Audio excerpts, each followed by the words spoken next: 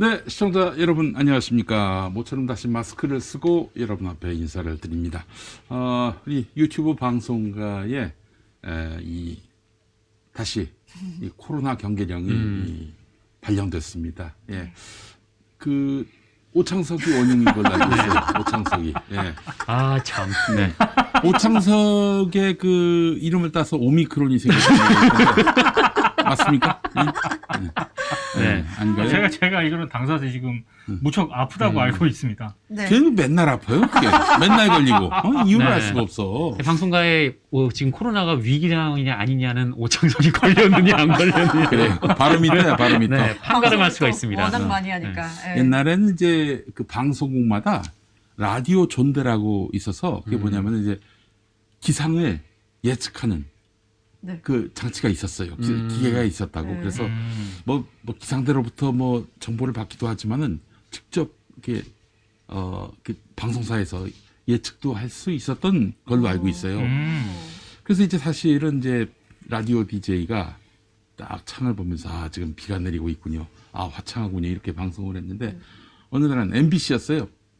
지금 비가 내립니다. 비가 내리기는 뭐 서울 시내가 화창한데 말짱한데 알고 봤더니 그 위층에서 누군가가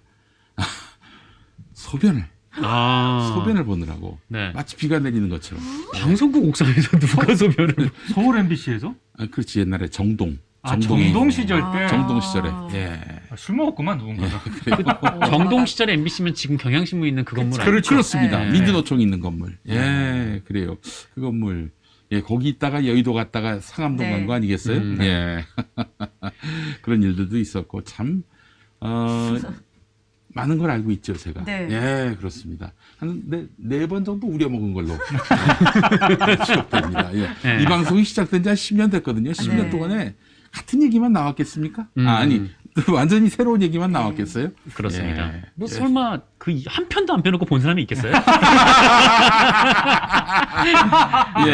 많은 그래요. 분들이 처음 들은 것 같으면 그리고 되죠. 한 편도 안 빼놓고 본 사람도 네. 나중에 기억이 안 나. 예. 그렇죠. 네. 그래요. 그렇습니다. 자, 뭐 그런 얘기도 한 적도 있었고, 옛날에 이 얘기도 한 몇 번 했던 것 같아요. 이름만 되면 알만한 피모 아나운서라고 아십니까? 정말 유명한 네. 분이 있죠. 그렇습니다. 예, 예, 아시군요. 그분이 이제 사실은 이제 그날 아나운서가 이제 당직이 있었습니다. 한 7시에 라디오 뉴스를 하고, 그 다음에 밤 12시에 지금까지 여러분께서는 문화방송을 시청하셨습니다. 저희 문화방송의 광고 담당자는 아무개, 편성 담당자는 아무개입니다. 다음 방송 때까지 안녕히 계십시오. 뭐 이거 하는 거. 그러니까 녹음 이런 게 없었으니까 그 당시엔 네. 다 생방이었으니까. 근데 이 양반이 이제 7시 뉴스를 마치고 밤 12시까지 기다려야 되는 거 아닙니까? 얼마나 심심하겠어요. 그래서 반장 꺾었지. 네.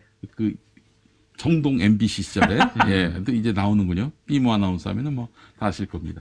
밤 12시가 됐는데 만취가 돼서 온 거예요. 만취가 돼서 와가지고 마이크를 딱 부여잡고 큐 했는데 지금까지 여러분은 문화방송을 밤 12시까지 시청하고 있는데 잠 안 자고들 뭐하냐? 잠 안 자고 뭐하냐고 자야지 내일 아침에 출근해야 될 거 아니야.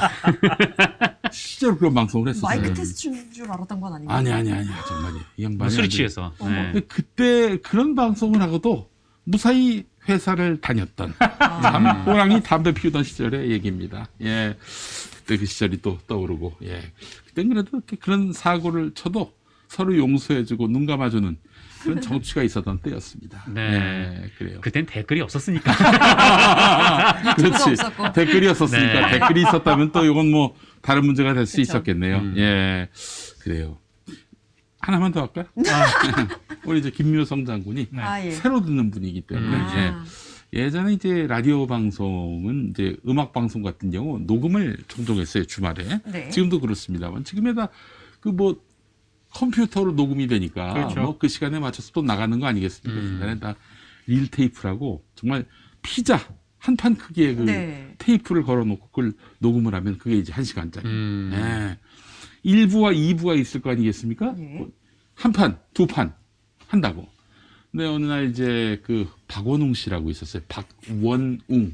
예. 박원웅. 박원웅 선생이라고 그 라디오 PD를 하셨지. 그러면서 DJ도 하셨고 프로그램 이름이 박원웅과 함께였어요.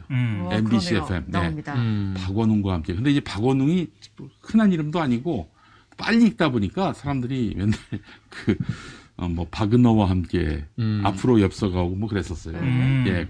하여튼 그랬는데 이 양반이 일부를 녹음하고 잠시 갑자기 딴 생각을 하다가 다 녹음해 놓은 일부를 이레이저라고 그 지우개지 어. 딱 올려놓고 찌 하면 다 지워지는 거. 네. 예.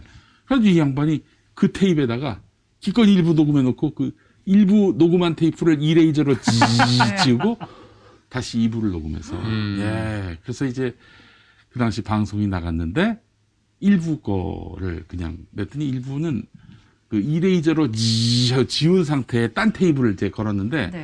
어떻게 나오는 줄 아세요? 그러면 어떻게 나오는데요? 그러니까 어떤 걸 녹음을 했는데 이레이저로 하고 그리고 그대로 걸어서 재생을 하면은 네. what what what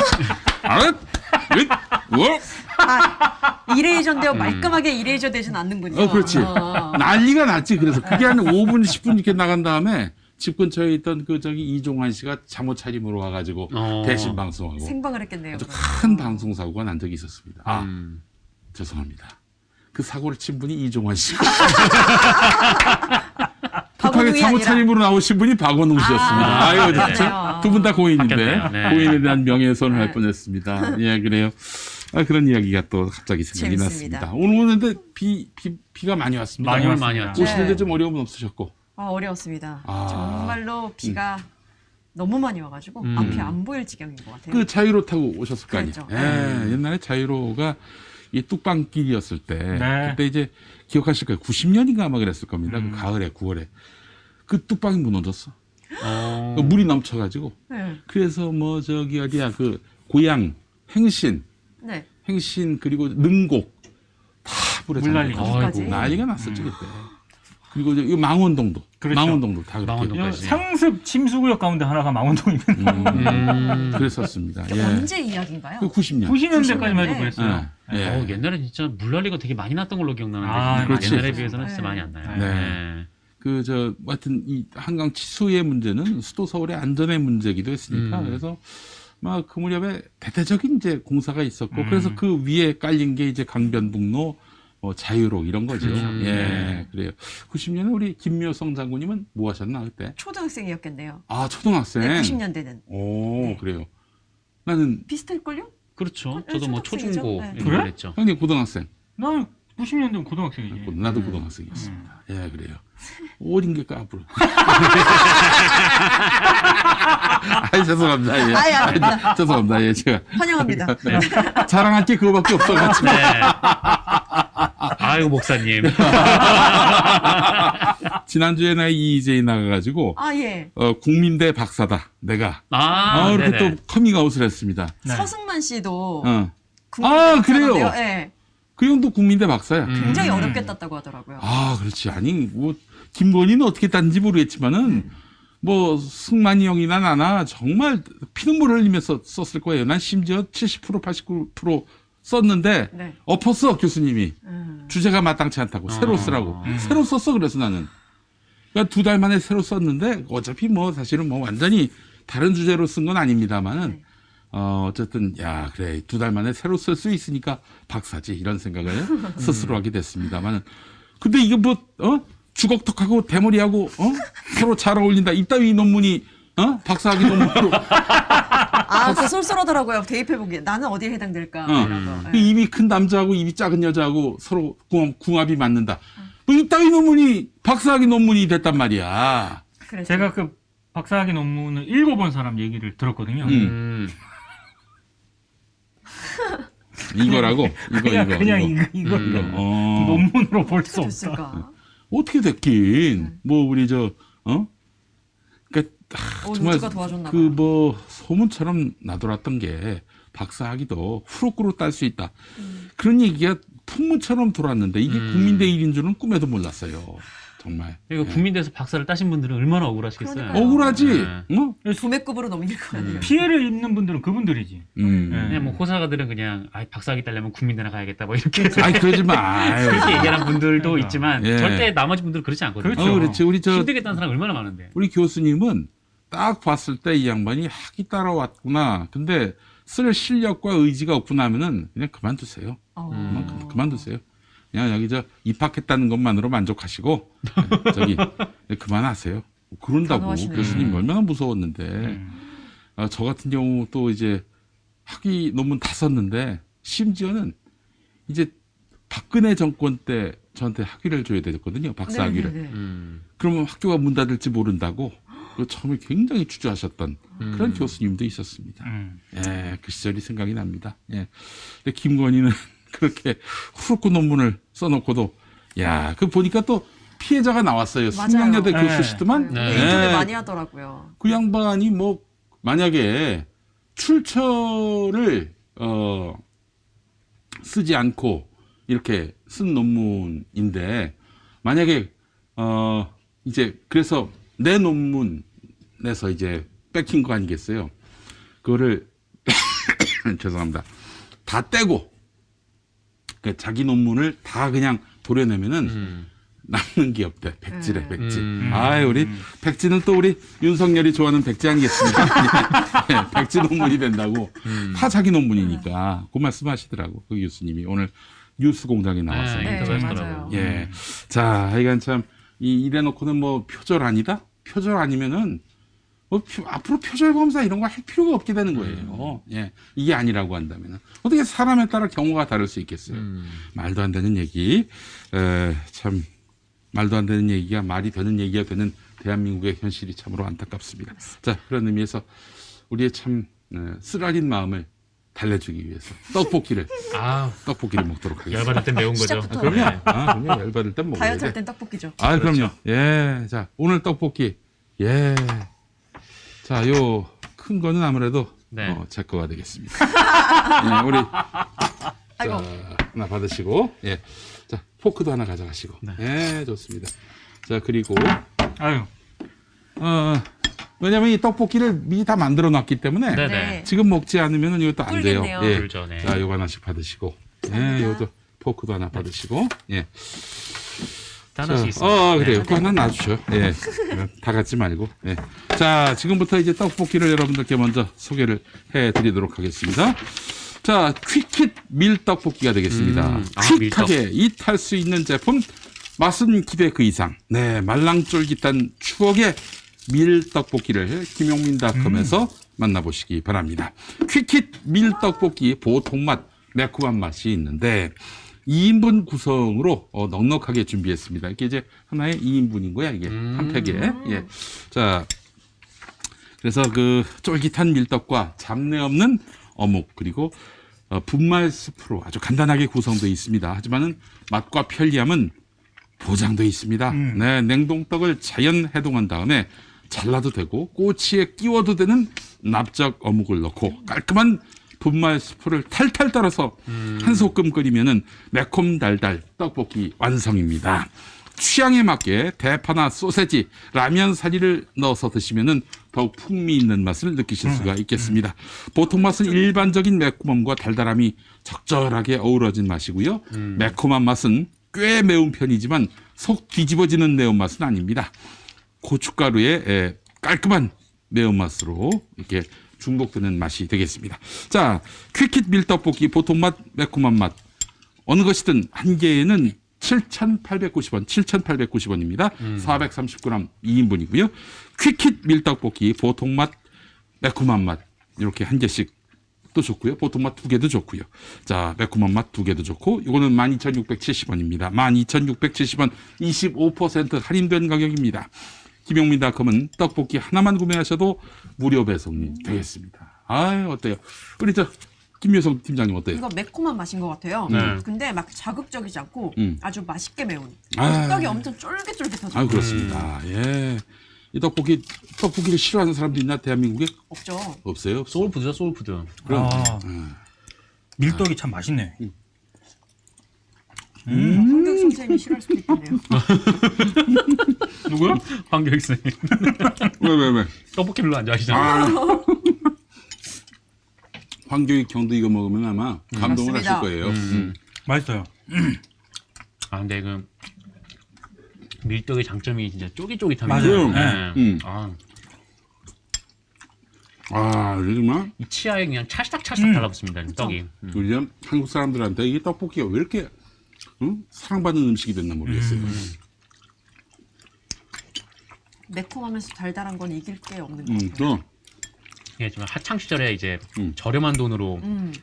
즐길 수 있는 몇 안 되는 먹거리 중에 하나니까 그럼 그때 진짜 소울푸드가 되는 것 같아요. 하굣길에 맨날 컵떡볶이 하나씩 먹었던 것 같아요. 아 그때 네. 컵떡볶이가 아, 있었군요. 그때는 컵이었군요. 네, 컵에다 먹었던 것 같아요. 그래서 버스 타러 가는 길, 그 학교 정문 앞에서 버스 타러 가는 길까지 항상 떡볶이를 먹었던. 아이고 그래요. 그렇지. 아니 그건 남학생들도 좋아했습니다. 그 이제 그 학교 앞에 분식점 이름 생각나는 거 있습니까? 둘리분식. 네. 둘리분식이었구나. 저희 학교 그 남학교였는데 정말 애들이 많이 왔거든요. 근데 가게가 딱 여기 테이블만 했어요. 그러니까 엄청 좁았고 그리고 이제 떡볶이도 양도 많이 주셨고 저렴하게 떡볶이를 다 먹으면 거기에 밥도 비벼주시고 어우. 계란 후라이도 얹어 주셨는데 근데 그렇게 되면 가게가 작으니까 가격은 싸고 그러니까 뭐 이렇게 애들이 많이 들어갈 순 없고 그래서 많이 안 팔릴 것 같은데 이게 그 나이 때 남자애들이다 보니까 회전율이 엄청난 거예요. 아, 그럼요. 예. 이 앉아서 먹기 시작하면 한 15에서 15분 만에 한 테이블이 끝나. 네, 보통 떼돈 버시겠다. 보통 저 때만 하더라도 버스 정류장 근처에 네. 제가 기억나는 이제 분식집 이름 할머니 분식 이래가지고 거기 또 할머니 분식이고. 기다리면서 먹는 거야. 그게 오뎅이랑 같이 파는데 네. 정상근 기자가 방금 얘기한 것처럼 거기 학교들이 몰려 있거든요. 그러니까 서서 이런 접시 있잖아요. 거기 이렇게 접시째. 먹고 그냥 가요. 진짜 회전율 좋아. 야, 이 다짜가들. 응? 왜요? 우리 학교 서울 성동고등학교 신당동 떡볶이촌 바로 앞에 있었어. 아, 그 며느리도 모르게 하신다는. 그럼 마선님 할머니. 아, 거기는 뭐 우리는 이제 떡볶이의 수준이 달랐습니다. 어디 그냥 문구점에서 진짜 맛있는데. 겸업하는 게 아니야. 우리는 떡볶이의 본고장. 네. 이 즉떡은 진짜 맛있죠. 그렇죠. 그런 느낌. 거기는 떡도 거기에만 따로 주문하잖아요. 제작을 그렇죠. 하잖아요. 그것도 저기 얇아. 네, 이게 맞아요. 두꺼운 떡볶이가 아닌데, 근데 또 어느 때는 이런 떡볶이가 너무 그리울 때가 있어요. 맞아요. 중학교 때는 그 앞에 무궁화의 집이라고 또 있었어요. 이름 자체가 벌써 70년대 그 고풍스럽지 않습니까? 무궁화의 집. 응? 야, 새마을 깃발 나붙을 것 같은 그런. 저기 이제 저 음식점 작은 공간. 작은 90년대스럽죠. 예. 작은 공간. 2000년대 초반까지 갔던. 네. 와 진짜 그 21세기 느낌이 나네요. 작은 공간. 그래요. 근데 진짜 이 학교 앞에서 먹는 그 분식집의 느낌이 나네요. 근데 그 분식집에서 조금 그 단맛보다는 아주 약간 좀 잘 매운맛, 그렇죠. 이게 좀 매콤한 맛이라 그런지. 네. 근데 이게 분말 스프로 만들었다는 게 저는 좀 믿기지 않네요. 왜? 예, 분말 스프면은 좀 뭐랄까 좀 약간 좀 텁텁한 맛이 있을 그렇죠. 것 같은데 그렇지 않고 되게 부드럽습니다. 떡볶이가. 맞아요. 부드러워요. 예. 다 드셨네요? 그리고 이 식감이 굉장히 독특하고 좋네요. 음. 입에 딱딱 달라붙는. 일단 오뎅이 있으니까 음. 다른 떡볶이 중에는 밀키트 중에 저 떡만 들어가 있는 게 많아요. 떡하고 저기 국물. 그렇죠.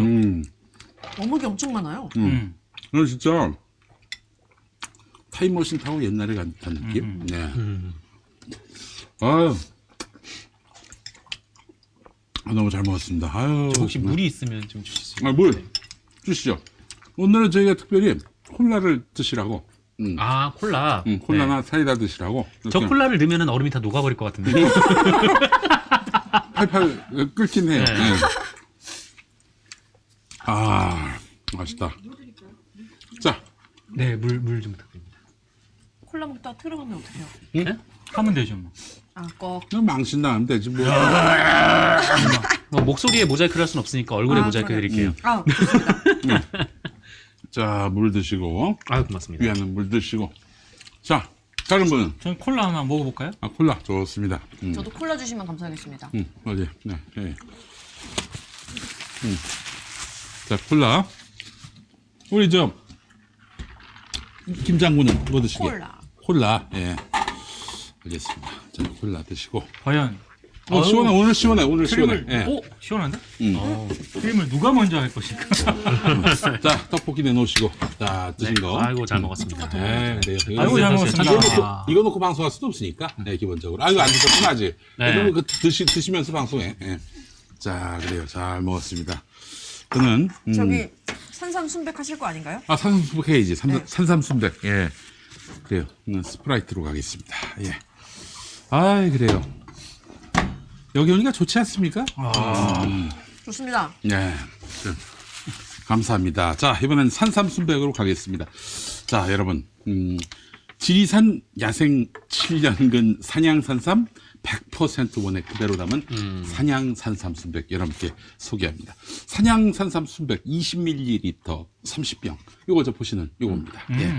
자, 요거에는 산양산삼 30뿌리 분량이 담겨 있습니다. 한 병당 한 뿌리가 들어있는 셈인데요. 매일 아침 산양산삼 한 뿌리를 드시는 것과 같은 7년근 산양산삼 100% 원액입니다. 산양산삼 순백은 지리산 100m 고지에서 농약, 비료 없이 비바람, 이슬만 맞으며 자란 산양산삼만을 사용합니다. 산양산삼은 사람이 씨를 뿌리고 자연히 키운 삼을 말하지요. 짐승이 씨를 뿌리고 자연히 키우면 자연산삼, 사람이 씨를 뿌리고 자연히 키우면 산양산삼. 씨 뿌리는 주체만 다를 뿐이지 자라는 과정은 동일합니다. 그래서 산양산삼 순백 여러분 많이 구매해 주시고, 그래서 이 회사가 부강해지면은 이제 앞으로는 사람이 씨를 뿌리고 자연히 키우면 산양산삼이라고 했잖아요. 그렇죠. 근데 짐승이 씨를 뿌리고 자연히 키우면 자연산삼. 네. 그래서 이제 짐승, 멧돼지. 네. 윤석열 씨가 타도되면은 윤석열 씨를 채용해 가지고 씨를 뿌리게 할 계획입니다. 네, 저 좀 가려주세요. 그러면은 산양산삼이라 할지라도 거의 자연산삼 수준의 짐승이 뿌리는 것과 또 마찬가지니까 말이죠. 네. 깔끔하게 오디오를 섞지 않았습니다. 그래요. 아유, 부럽습니다. 그런 얘기. 그래요. 자, 여러분, 산양산삼 씨 뿌리는 주체만 다를 뿐이지 자라는 과정은 동일합니다. 또한 인삼과 달리 산양산삼은 사포닌 함량이 압도적입니다. 네, 농약 한 방울 비료 한 톨 없이 자연산삼처럼 깊은 산속에서 토양의 기온으로 자라기 때문입니다.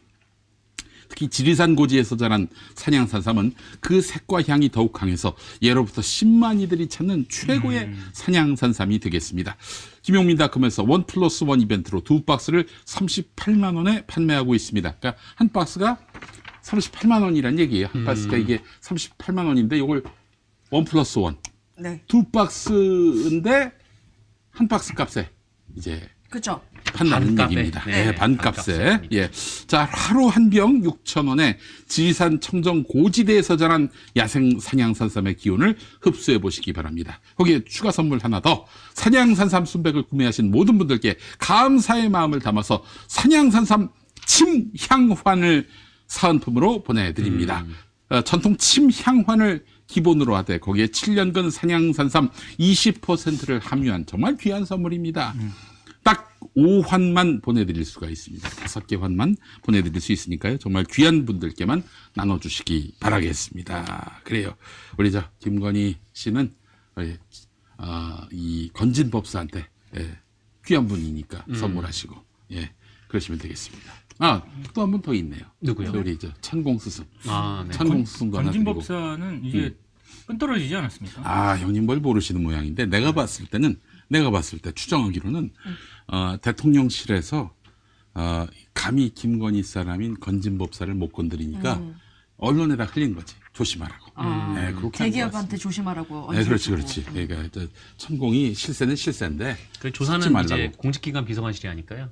천공승이 아니라 이제 그 공무원들을 네, 그러니까 그래요. 단돌이 하는 그러니까 역할. 이제 우리 저 김건희 씨 같은 경우에는 건진법사, 천공스승, 국민대 교수님 이런 분들한테 이제 또 귀한 분들께 또 한 분이 있더라고요. 예. 그 대학원 동기. 아니, 그래서 예. 네네. 그 건진법사 그거를 처음에 조선일보가 썼거든요. 조선일보가 썼는데 조선일보 기사가 약간 이상해요. 왜냐하면 대통령실 관계자 멘트로 이제 기사를 처리를 했어요. 네. 또 그런 기사는 그런 식으로 처리 안 하지 않습니까? 그 뒤에 바로 세계일보가 쳤는데 중견기업의 뭐 그 선수가 세무조사 무마를 뭐 해달라고 했다. 그때 고위공무원이 나와가지고 뭐 그렇게 기사를 가야지 스트레이트 형식에 맞는 거지. 네. 네. 조선일보 기사는 되게 이상했거든요. 그래서 한때 무슨 얘기가 나왔냐면 대통령실 내에서 네. 그 검사 출신을 비롯한 이른바 건진법사를 비롯한 이상한 선수들의 이 설침을 굉장히 껄끄러워하던 이 대통령실의 참모들이 일부러 조선일보의 올렸다. 기사를 흘려서 네. 이른바 쿠데타를 시도했다. 그러나 그러나 실패했다. 왜냐? 상대는 김건희 라인이기 때문에 아, 지금 이 나라 대통령은 김건희가 아닌가 하는 그런 얘기가 돌았습니다. 그런 지금 그 설이 파다합니다. 뭐 그게 사실이란 얘기가 아니라 그래요. 그래서 김건희는 그래서 정리하자면은 광고를 마무리해야 되지 않겠습니까? 아, 그래서 네. 우리가 광고를 하고 있어요. 건진법사, 그리고 건진법사, 네. 그리고 저 천공스승, 그리고 국민대 이번에 그 논문 표절 아님 어떤 그 심사위원장, 그리고 그 누구 대학원 동기, 대학원 동기? 김모임 네. 장관. 대학원 동기. 대학원 동기. 행정관. 또 한 명이 누구한테 선물하면 좋을까? 본인이 먹으면 되겠습니다. 김양영 교수. 양영대. 네, 그래요. 5판만 보내드릴 수 있으니까 정말 귀한 분들께 네. 나누시기 바라겠습니다. 자, 오늘 김묘석 팀장님부터 이야기 나눠볼까요? 네. 이거 뭐 가벼운 외국 뉴스 하나 다루려고요. 외국 아니고 외국인데 외국 뉴스. 외국 뉴스도 하나 다루긴 할 건데요. 일단 외국부터 보자면 그 박순애 장관이 학부모 만난 자리가 있었잖아요. 예. 학부모가 이제 비분 관계를 하면서 막 눈물로써 호소를 하는데 그때 박순애 장관이 갑자기 팔을 덥석 잡으면서 아유 뭐 참으세요, 뭐 눈물 흘리지 마세요 하면서 갑자기 휴지까지 등장하면서 휴지를 뽑아서 쥐어주고 하는데 그 학부모는 더 화가 나서 뿌리치면서 나 내가 위로받으려고 네, 온 게 아니다. 한 거 아니다라고 해서 많은 사람들이 그걸 보고 공감도 했고 그렇지. 그리고 그것들이 많이 사진이 제대로 보도가 됐어요. 뿌리치는 학부모 그렇죠. 이렇게 했는데 연합뉴스에서 처음에 나왔던 게 지금도 아직 제목이 그대로더라고요. 눈시울 붉히는 학부모를 달래는 박순애 장관. 또 그렇게 제목을 이렇게 붙였군요. 했습니다. 네. 이렇게 해서 한 5개 정도가 나온 것 같은데. 아니, 근데 네. 그 저기 나중에 영상으로 다 돌면 그러니까요. 그 기사가 얼마나 망신스러운 박순애 빨아주기 기사가 될지를 그 기자는 몰랐을까요? 알았을 그러게요. 겁니다. 알았는데도. 음. 알았는데도. 과연 그 사진을 그 기사를 쓰면서 송구했을 때 기자가 그렇게 송구했을까요? 데스크가 전 데스크가 손 봤다. 데스크가 마사지를 했다고 봐요. 그럴 가능성이 더 많은 것 같아요. 네. 제가 봐도. 예. 왜냐하면 그 순간 찰나인데 현장에 있는 기자들은 그 분위기를 파악을 하거든요. 그렇지. 근데 분위기가 거의 최악이었어요 그때. 최악이었죠. 영상을 봐도 이거 아닌데? 네. 그래서 뭐 매체의 성향과 상관없이 다 비판적으로 썼단 말이에요. 특히 박순애에 대해서는요. 맞아요. 박순애 장관에 대해서는 안 봐줘요. 조선일보도 안 봐주잖아. 그렇지. 나가라고 하잖아. 근데 그 현장 기자가 뭐 그렇게 했다고? 아니에요. 제가 봤을 때 데스크가 개입을 한 겁니다. 그렇게 썼더라고요. 예. 그 사진 설명도 보면 학부모가 발언 중에 눈물을 흘리자 달래고 있다 라고의 설명까지 붙었는데 아직도 이 기사 제목은 그대로고요. 그리고 이 기자가 썼던 그 기사들 중에서 가장 많은 클릭 수를 기록하고 있더라고요. 들어가 보니까. 궁금해서 들어갔겠죠. 알고 있는 거랑 와라 다르니까. 참 멘트는 앞뒤 잘라서 일부분만 보도되기도 하는데 이제 영상 같은 경우는 이렇게 순간 캡처로 알아서 자의적으로 해석돼서 보도가 되고 있는 걸 보게 됐고요. 그리고 외국 뉴스를 하나 갖고 왔는데 가짜 뉴스에 참교육을 시전한 미국 소식을 갖고 왔습니다. 미국에서 가짜 뉴스를 반복적으로 주장을 하다가 아주 제대로 털린 사례가 전해졌어요. 네. 극우 음모론자 알렉스 존스의 이야기인데요. 많이들 보셨을 겁니다. 2012년에 무려 26명을 살해한 샌디 훅 초등학교 총기 참사 사건이 가짜다라고 주장을 했어요.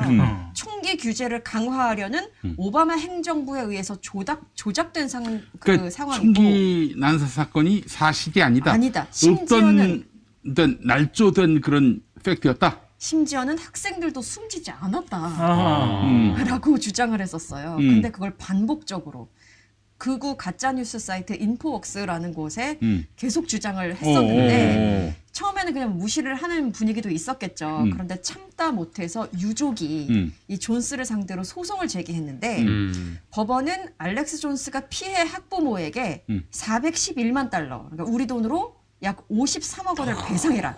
이게 이야. 이제 징벌적 손해배상제 그쵸. 전형적인 케이스죠. 근데 징벌적 손해배상은 거기에 더합니다. 그러니까 이거는 그냥 그 유족에게 53억 원을 배상하라고 한 거고요. 그의 회사 그에게 586억 원의 징벌적 손해배상 명령까지 586억 추가로 원. 내렸다고 10배, 하더라고요. 10배. 네. 오.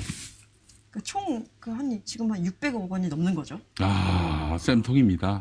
정말 그래야 합니다. 예. 네. 그래 두 번 다시 이런 짓을 안 하죠. 그렇죠. 예. 근데 요거 음모론과 관련해서 이 재판만 있는 게 아니라 다른 재판도 여러 개가 걸려 있대요. 아, 그래요? 그러면 그 재판에서도 이렇게 비슷하게 결과가 나올 수 있는 상황이어서 야. 털려도 그 털렸다. 누구라고요? 그 사람 이름이 뭐라고? 알렉스 존스. 존슨. 알렉스 존슨. 네. 네. 한국의 알렉스 존슨은 김용호라고. 예. 김용호라고 지금 네. 그 10건인가 뭐하고 계시나? 넘게 걸렸다고 하더라고요. 근데 그렇게. 너무 액수가 응. 한국은 초라합니다. 네, 초라해요. 그렇죠. 정말. 우리나라에서는 참 이런 경우를 찾기가 당연히 어렵고 징역 아니, 6개월만 줘도 굉장히 큰 거고. 당장 그렇게 국내 판사 누군가가 네. 저렇게 판결을 내리지 않습니까? 음. 언론들이 사람이라고 난리 나겠죠. 난리 날 겁니다. 네. 그 판사 신상 공개할 거야 아마.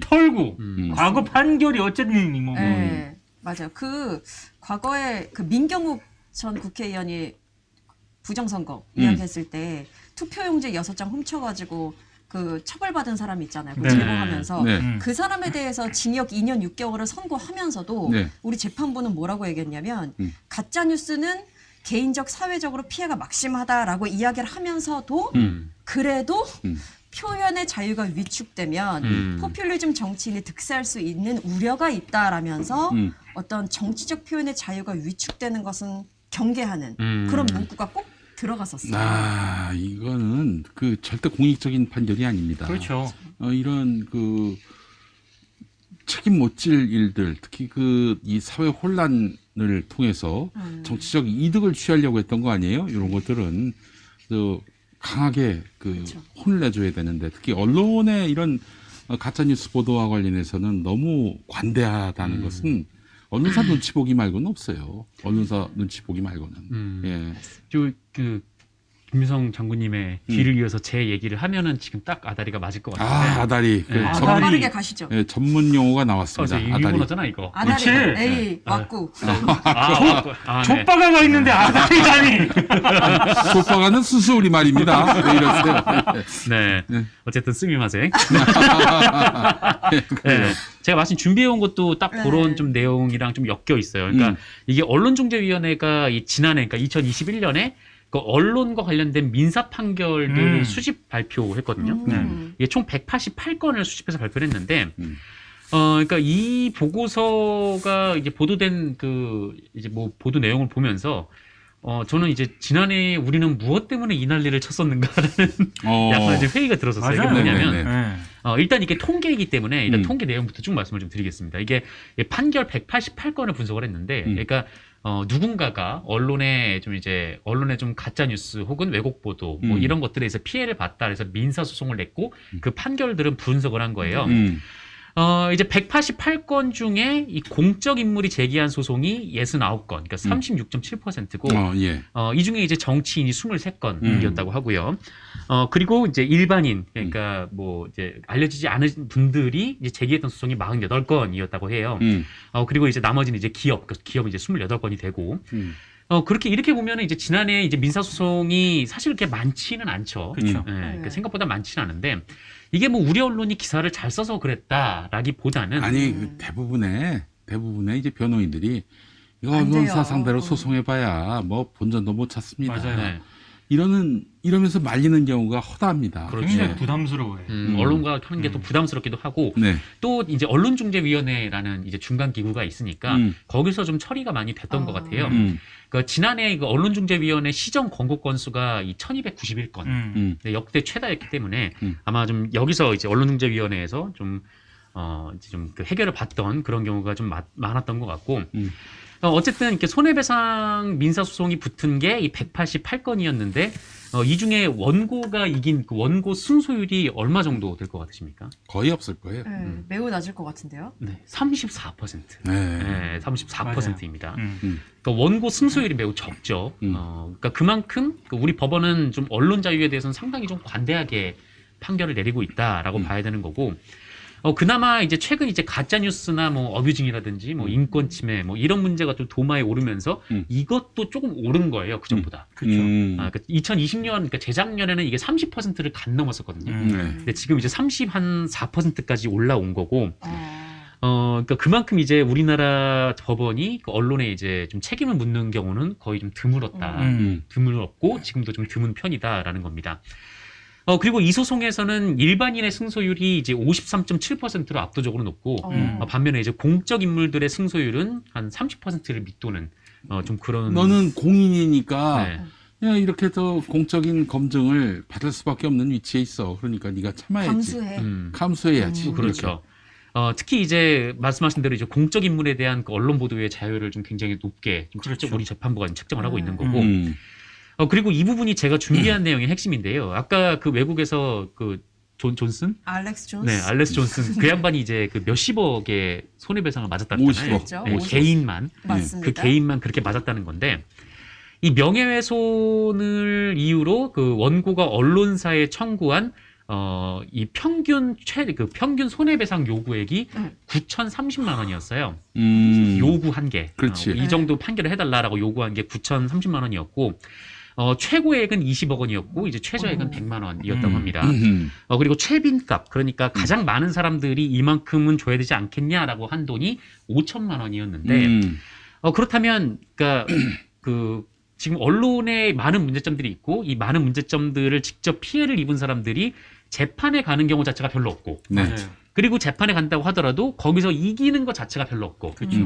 그렇게 해서 이겼는데 받을 수 있는 손해배상액이 얼마 정도 될 것 같으세요? 평균적으로? 그 요구한 거는 약 그 평균적으로 한 9천만 원. 1억 가까이 되는데 네. 제가 봤을 때 300만 원 미만. 300만 원? 네. 미만. 저는 뭐 1,000만 원은 안 넘을 것 같습니다. 네. 882만 원입니다. 네. 평균액이 882만 그 아마 원이에요. 소송 비용이 더 많이 들 거예요. 제가 봤을 때 소송 뭔가 비용이. 최고액 수 때문에 평균이 올라간 것 같습니다. 네, 맞습니다. 그러니까 대부분은 정말 적어요. 평균 값에 함정이 있는 거죠. 그래서 이 점수의 가장 중간값. 그러니까 1부터 이제 100까지 쭉 세웠을 때 가장 중간값이 얼마냐? 475만 아이고. 원이었다고 해요. 진짜 짜요. 네. 그러면 변호사 비용도 안 돼요. 안 그 돼요. 정도면은. 안 되죠. 네, 안 돼. 그렇죠. 손해 본 거야, 손해 봤어. 네. 명예를 회복하려다가 우리가 이겼다 이거 말고는 없는 거야. 맞아요. 실리를 완전히 취하지 못한 거예요. 그렇죠. 네. 그러니까 다시 한번 정리하면 재판도 잘 못 가고 음. 재판을 간다 하더라도 이길 확률이 낮고 그렇게 이겨도 받는 돈이 500만 원이 안 된다라는 얘기인 거죠. 사실 그러니까 민사소송이 갈 이유가 있습니까 이게? 그 변호사 비용이 더 나가는 그런 상황인데. 그래서 아마 그런 것도 있을 거예요. 민사법원이. 오지 마. 왜 손해야. 네. 그러니까 이제 네가 참아라. 펼 수 있니? 아니면 언론중재위에서 해결하든지. 아니 이게 아닐까 싶어요. 뭐 그럴 수도 있죠. 뭐 어쨌든 이런 좀 그런 상황인데, 근데 이제 작년에 논의됐던 이른바 이제 징벌적 손해배상제가 이 5배 기준이잖아요. 그렇지. 500만 원에 5배면 2,500만 원이 그밖에 안 되는 네. 거죠. 네. 이걸로 언론사가 휘청거리겠습니까? 근데 사실 꼼짝 떠날 것 언론들은 그 단돈 100만 원이라도 큰 돈입니다. 그렇죠. 물론 이제 벌벌 떨어요, 사실은. 이 특히 소규모- 신문 기반의 언론들은 특히 그렇습니다. 그렇죠. 예. 소규모 언론 같은 경우에는 뭐 회사가 휘청거릴 수도 있는 액수긴 하죠. 그렇군요. 근데 근데 뭐 사실 뭐 이제 큰 언론사 같은 경우에는 뭐 이렇게 큰 영향을 미칠 만한 뭐 그런 금액도 아니고, 물론 이제 뭐 징벌적 손해배상을 하면은 뭐 다들 민사를 걸지 않겠냐라는 뭐 이런 반론도 있을 수가 있겠지만, 아니에요. 네. 일단 말씀드린 대로 이 재판에 가는 것 자체가 좀 어렵고 적고 또 승률 자체가 매우 낮기 때문에 또 이제 징벌적 손해배상을 한다고 해도 그 언론사의 좀 자유를 좀 폭넓게 인정하는 우리 법원의 좀 그 문화로 봤을 때 실제로 징벌적 그 손해배상에 대한 판결이 나올 수 있을지도 네, 사실 좀 의문인 거죠. 그래서 이 언론중재위원회가 관련돼서 이제 그 보고서를 내면서 이 몇 가지 사례를 좀 넣었어요. 그러니까 이런 사례가 있는데, 성폭력 범죄에 대한 보도가 있었는데, 네. 어떤 언론인지 뭐 특정은 안 됐습니다만, 범죄의 발생 일시, 장소, 범행 내용, 이거를 구체적으로 적시했습니다. 그러니까 이게 어떻게 되냐면 피해자가 특정이 돼요. 이렇게 하면. 네. 네. 그런데 그 피해자가 1억 원의 손해배상을 청구했거든요. 얼마 나왔냐면 500만 원이 나왔습니다. 네. 그러니까 이게 굉장히 좀 뭐라고 할까요? 이게 좀 악독한 그 일종의 범죄 행위잖아요. 그러니까 그렇지. 성폭력 피해자를 뭐 특정을 한다는 거는. 네. 그런데 이제 500만 원의 판결이 나왔고, 또 그 뭐 기업의 고객 상담원이 있는데 그 이분의 그 얼굴과 성명이 노출된 사진을 무단으로 뭐 어떤 언론사가 가져가서 아유, 좀 홍보용으로 배포를 했던 모양이에요. 그러니까 완전히 초상권을 침해한 건데, 이 사건의 피해자는 이제 300만 원만 배상을 받았습니다. 네. 봐준 거네. 명백하게 봐준 거예요. 근데 예. 그 얘기를 하더라고요. 그러니까 양형 기준이라는 게 있잖아요. 실제로 어떤 그 소송을 제기를 했을 때 그 죄에 응하는 실제 내려지는 판결, 이제 그거를 어느 정도로 할 것인가가 판사들 사이에서는 대략적으로 이제 이게 형성이 되는데, 그 뭐 전문위원들 막 해가지고 양형 기준을 세우거든요. 명예훼손 소송이라든가 민사 소송 있지 않습니까? 언론 네. 보도 피해. 예. 이거 양형 기준이 아주 제일 낮은 쪽에 속해요. 그래서 실질적으로 양형 기준을 올려야 된다는 얘기가 많습니다. 뭐 5천만 원 소송을 하건 1억 소송을 하건 인정되는 건 500 미만 다. 그래요. 뭐, 우리 또 언론의 자유도 중요한 것이고, 또 네. 무시할 수 없는 부분이고, 또 저 같은 경우, 또 언론사 대표기도 하고, 그래서 저는 이랬으면 좋겠습니다. 정의 언론사가 보도에 따른 그 책임을 지는 차원에서 좀 흉악범죄면은 당연히 금전적 배상도 해야 되겠지만은, 이 그렇지 않은 경우에는 명예에 관한 문제다 그러면은 그 기사만큼, 예를 들면 일면에 톱으로 나왔다? 거기에 상응하는 정정 반론 보도가 나올 수 있게 해야 한다. 그렇죠. 예, 저는 그랬으면 좋겠어요. 어떻게 이면 끝에 짜투리를 거의 그냥. 보지도 않는 그 부분에 가서 바로 잡습니다. 특히 발행부수와 연동시켜야 됩니다. 그렇지. 아. 예, 그렇게 해가지고 반드시 명예회복을 할 수 있게 해줘야 된다는 것이죠. 예, 아니 언론도 그러거든요. 아주 그 메인 뉴스 시작하기 전에 파란 화면에다가 자막 띄우면서 네. 아나운서 멘트로 정정 보도 하잖아요. 그렇죠. 마찬가지로 신문도 똑같이 그러해야 한다고 생각을 합니다. 이면 조그맣게 바로 잡습니다. 뭘 바로 잡아? 바로 잡기는. 그게 바로 잡는 거야? 응? 조촐하게 바로 잡습니다라고 해야지. 응? 바로 잡는 건 차라리 한국에서 다행이에요. 응. 그냥 슬쩍 수정하고 응. 문제가 대부분 삭제하고 뭉개고. 입 닫고 정정 안 하고. 그저께 또 저기 인터넷 뉴스에서 조선일보가 네. 김용민 더불어민주당 의원이 말한 것을 갖고 네. 나는 꼼수다의 김용민 씨가 이런 말을 했다 해가지고 아 정말요? 바로 언론 글씨수가 잦네요. 너무 많아요. 언론중재위로 근데 두 사람이 응. 약간 비슷하게 생기지도 않았는데. 전혀 비슷하지도 않고 네. 그리고 그 사실은 기자가 김용민 이렇게 나왔더라도 그 면상만 딱 찍으면은 프로필만 찍으면은 이게 더불어민주당 국회의원 김용민인 줄 뻔히 아는데 그렇죠. 이 확인도 안 하고 나는 꼼수다의 김용민이라고 한 것은 이거는 불성실의 다름 아닌 그렇죠. 거죠. 그래서 저는 또 바로 언론중재위로 모실 생각입니다. 음. 이렇게 해서 언론인들을 만나요, 제가. 네. 만나게 됩니다. 그래서 네. 이번에도 변함없이 제가 조촐한 액수를 청구할 계획입니다. 아직도 그게 수정이 안 된 채 수정은 있습니다. 됐어요. 수정은 됐어요. 예, 그러나 누군가가 캡처를 했습니다. 네. 예, 많은 사람들이 거봐 그렇게 수정하고 땡이라니까. 수정하고 땡이야. 네. 나의 실수? 그런 게 어딨어? 피해자가 있는데. 음. 예, 그럼 저는 뭐 이런 거 그냥 넘어가지 않습니다. 분명히 말씀드리지만 반드시 저는 언론중재위로 갑니다. 예. 저도 피곤하지만 그쪽도 좀 피곤해야지. 그렇죠. 네. 이런 식으로 이렇게 어뷰징 기사, 남의 코멘트 따가지고 그냥 날라먹는 기사 이랬을 되겠습니까? 적어도 그거 갖고 기사를 쓰려면 이 사람이 이런 말을 했네. 전화를 해가지고 진위를 듣고 공정하게 써야지. 그게 아니면 올리면 바로 그냥 그걸 아무개가 이렇게 말했다. 그렇게 그렇죠. 기사 하나. 야 그렇게 월급 받으면야 세상에 그렇게 좋은 직업이 어딨니? 남들은 다 발품을 팔든지 하다못해 전화라도 하는데 그냥 인터넷에 떴다고 그게 그 사람 글이라고 그대로 갔다.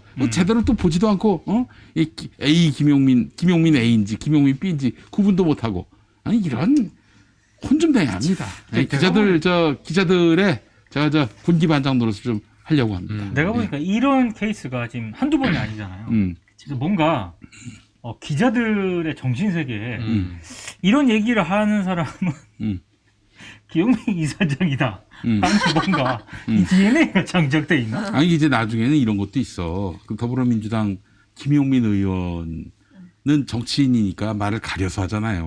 또 변호사과니까. 근데 저는 제멋대로 막 얘기하잖아요. 근데 더불어민주당 김용민 의원 같은 경우 굉장히 개혁적인 정치인이란 말이죠. 그 내가 쓰는 거의 막말에 가까운 그런 글을 더불어민주당 의원 김용민이가 썼다 이렇게 만들어가지고 김 의원의 정치적 입지를 좁히려고 하는 그런 음모도 가동될 여지가 있다 이런 생각이 들고요. 기자들한테 한마디만 하겠습니다. 내가 김건희 성상납 그 의혹 얘기했다는 혐의로 해가지고 국민의힘과 김건희 팬클럽으로부터 고발당해가지고 제가 경찰도 갔고 검찰도 갔잖아요. 예? 근데 거기 가서 그 사람들이 뭘 물어보는 줄 아십니까? 물어보는 게 뭐냐면은 김건희 성상납 관련한 김용민 계정에 올라온 글을 당신이 썼습니까? 이렇게 물어봐요. 그 언론인들은 그 계정에 올라온 글은 당연히 김용민이가 썼을 것이다 라고 생각하겠지만은 경찰과 검찰이 수사할 때는 그 계정은 김용민 거지만 딴 사람이 와서 썼을 수도 있을 것이다 라고 판단하고 물어본다고. 그게 정확한 거 아닙니까? 그렇게 물어봐야 되는 거 아니에요? 시작 자체가 그렇게. 네. 그런데 언론인들은 그 계정에 올린 글이 반드시 김용민이가 썼을 것이다라고 전제하고 기사를 쓴단 말이야. 전화를 해가지고 당신 쓴 거 맞냐라고 묻는 게 그게 정석이에요. 그래서 제가 경찰이나 검찰에다 뭐라고 했느냐? 진술을 거부합니다. 지금 경찰이나 검찰은 그거를 내가 썼는지 안 썼는지 내가 진술을 안 하니까 모르는 거야 지금. 그래요. 추정은 하겠지. 김용민이가 썼을 것이다라고 추정은 하겠지만 저는 가타부타 아무 얘기도 안 했습니다. 네, 그런 상황이에요. 예. 그 검찰과 경찰이 이렇게 수사를 하는 그 상황이라면은 거기에 준하게 사실과 진실에 접근해야 되는 거 아니에요? 왜 니들이 예단을 해? 여기 올라오니까 당연히 김용민이가 썼겠지. 그거 잘못된 겁니다. 그렇게 접근하면 안 돼요. 네. 자, 소식이 또 하나 들어왔습니다. 네. 지난 주말에 쉬고 있는데 이 검찰로부터 문자가 날라왔습니다. 서울 마포경찰서에서 이제 처음에 고발이 들어가서 조사를 받고 경찰이 서울 서부지검에 송치를 했지 않습니까? 그렇죠. 서울 서부지검이 김용민이를 불러서 조사를 했어요. 수요일에 조사했습니다. 지난주. 근데 지난 토요일에 연락이 왔습니다. 네. 수원지검으로 이걸 이관한다. 넘겼다고요? 이관한다. 예. 수원까지 언제 가요? 예? 수원까지 언제? 내 집이 경기도 용인시에 있으니까 용인시. 가까운 데로 가라고 그런 것 같은데 가까운 데로 가면서 아마 그 글을 김용민이가 썼을 것이다라고 판단을 해서 이렇게 보낸 것 같기도 하고 그렇습니다만은 저는 아무런 진술도 하지 않았습니다. 예, 그래요. 토요일에 문자 잘 안 보내는데. 보내더라고. 근데 또 사실 좀 지금 이 사건이 선거법 관련한 거거든. 그러니까 9월 얼마 안 9일까지가 남았네요. 이제 네. 6개월이니까 그렇죠. 공소시효가 9월 9일 이후로는 결론이 안 나면은 이걸 갖고 문제 삼을 수가 없게 되는 건데 물론 이제 9월 9일 이전에 결론을 내겠죠. 보나마나 저는 틀림없이 기소라고 생각을 합니다. 예. 기소를 한다면은 아주 재미있는 일이 많이 벌어질 겁니다. 네, 그래요. 그런 말씀만 좀 드리고 싶습니다. 그러니까 이렇게 그 페이스북 계정에 올라온 글이라고 해서 그 사람 것이다?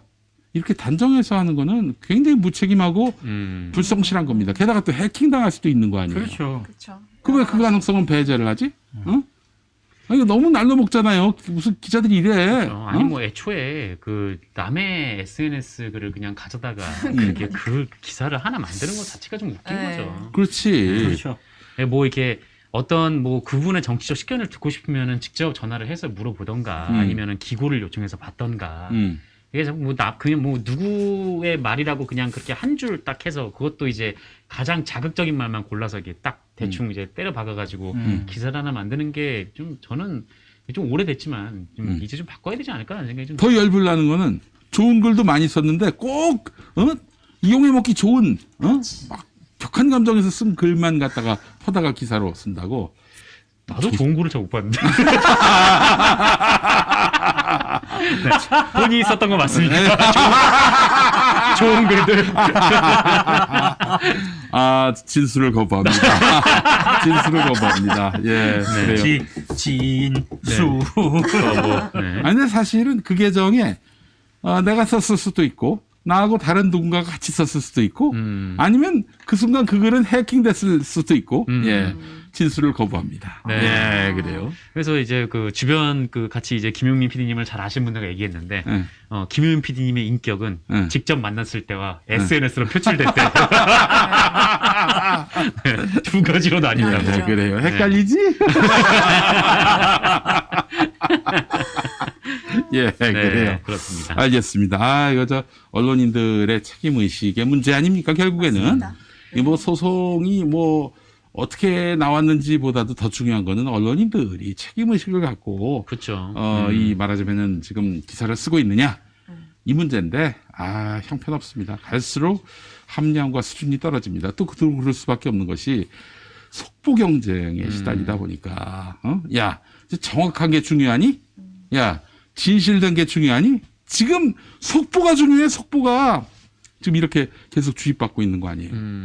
가장 슬픈 현실은요. 뭐 지난번에 우리 또 이 시간에 얘기했었습니다만은 기자들이 정말 어떤 공익적인 목적을 갖고 탐사 보도를 했단 말이죠. 안 읽어요. 네, 사람들이 안 안 나와요. 읽어. 포털에도 안 걸리고요. 안 읽고 그냥 선전히 연예인들 소식, 숨 막히는 뒤태 이런 게 한 몇십 배 더 찍히니까 몇십 배 더 찍히니까 그래서 참 그래서 언론사들로서도 또 기자들로서도 이 어떤 직업적인 절망감을 느끼는 거죠. 그래서 그런 의식 있는 기자들이 많이 그만둬요. 예, 많이 그만둡니다. 절망하고 그만둬요. 예. 그래서 실제로 지난주 우리 목요일에 지금은 족바가 시대에 변상욱 기자 나오셨는데 예전에는 기자들아 우리 기자로서의 어떤 자긍심과 윤리의식을 갖자 이렇게 얘기하시던 분이 한 1년 전만 해도 그런 얘기 하셨다고. 많이 하셨죠. 요즘에는 기자들아 이직하자 지금 이러고 있어요. 이직하자고. 나 참 아이고 슬픈 일입니다. 예. 그 아마 남아있는 친구들 보면은 그 뭐 별로 희망이 없다라고 판단하셔서 그런 게 아닐까 하는 생각도 듭니다. 예. 그래요. 언론사의 친구들이 좀 남아 있습니까? 예, 좀 있죠. 후배들도 좀 있고 있는데 요즘 저는 좀 놀랐던 게 주변에 취업을 해서 기자가 된 친구가 있는데 인터넷 언론사죠. 근데 들어가자마자 그날 바로 기사가 올라가더라고요. 그런 구조에 깜짝 놀랐어요. 아마 들어가자마자 바로 기사에서 내 기사가 네임 딱 걸려가지고 있는다는 게 저는 놀라우는데 그는 그냥 기뻐하더라고요. 그거는 데스크가 쓴 거예요. 아니요. 본인이 썼어요. 본인이 썼어요? 본인이 쓰고 요즘 며칠 있다가 단독 달고 막 다 그럼. 이러더라고요. 네. 그래요? 네. 한 일주일도 안 돼가지고 단독 기사 썼다고 막 올리고도 하더라고요. 앉아서 그냥 뭐 인터넷에 그냥 쑥 올리는 기사들은 그냥 뭐 쓸 수 있으니까 사실 20대 그 대학생 아르바이트 하시는 분들도 많이 했었거든요. 그러니까 지금은 잘 모르겠는데 제가 뭐 미디어오늘 다닐 때는 많이 해가지고 그런 좀 논란도 됐었는데. 인턴 기자 뭐 이렇게. 그러니까 좀 젊은 그 기자가 되고 싶어하는 분들의 좀 그런 심리를 이용해서 노동력을 착취하고 이제 금전적 보상도 제대로 안 하고 좀 그게 논란이 됐었는데 뭐 하여튼 그렇게 뭐 간단하게 쓸 수 있. 사실 뭐 누구 페이스북만 와가지고 긁어가지고 기사가 되니까. 지금도 포털에 메인에 가끔씩 인턴 기자하고 이제 그 매체 기자가 같이 쓴 기사가 메인에 걸리거든요. 그럼 그 인턴 기자 이름으로 포털에 딱 한번 쳐보면 누구 인턴 이렇게 치지 않습니까? 기사가 어마어마하게 검색이 돼요. 엄청 많이. 무슨 얘기냐면 그냥 시킨다는 거예요. 앉아서 간단하게 온라인으로 포털에 전송할 수 있는 기사 이런 거 그냥 인턴 기자한테 다 맡겨버려요. 그러니까 자기 손에 한마디로 좀 거칠게 말하면 더러운 꼴 안 보고. 그러니까 이런 건 다 인턴들한테 그렇죠. 맡기는 거예요. 이 정글 기자들이도 안 하니까. 정말 나쁜 거예요, 이거 진짜. 야 정말 이 포털 생태계가 만든 네. 네, 정말 이건 뭐 황소개구리 같은 네. 황소개구리 말고 또 뭐가 있죠? 베스. 베스 네. 같은. 네, 그래요. 이런 이런 얘기를 하시면 또 그런 분들도 계세요. 그 인턴 기자가 난 못하겠다. 음. 이러면 될 거 아니냐. 아유. 그건 아니지. 그럼 아웃이지 그러면. 그럼 아웃이고. 아웃이지. 그 인턴 기자가 거기서 만약에 이 능력을 인정받았다. 그럼 그 매체의 정기자가 되느냐? 안 돼요. 안 돼. 안 돼요. 그래서 그러면 그 인턴 기자는 또 다른 매체에서 인턴 기자 뽑을 때 다시 지원을 하거든요. 그럼 거기다가 어디 매체 인턴 기자 했다 그 한 줄. 그거 적히려고 그거 하는 거야. 그러니까 계속 돈다고 이런 식으로. 그런 어떤 포털 생태계에서 그 포식자로 남기 위해서 조선 NS인가요? 네. 네, 언론 등록도 안 된 네. 거기서 쏟아내는 뉴스들 보면은 야 정말 기가 가관이죠, 막힙니다. 가관. 네. 네. 가관이에요. 완전히 이 그 황소개구리 베스 그 위에 뭐가 있나? 글쎄요. 네. 뭐, 뉴트리아 같은 존재다. 예. 곱둥이? 둘이 하는 종족이 다르지 않나. 저 김용민이라 이 그래요.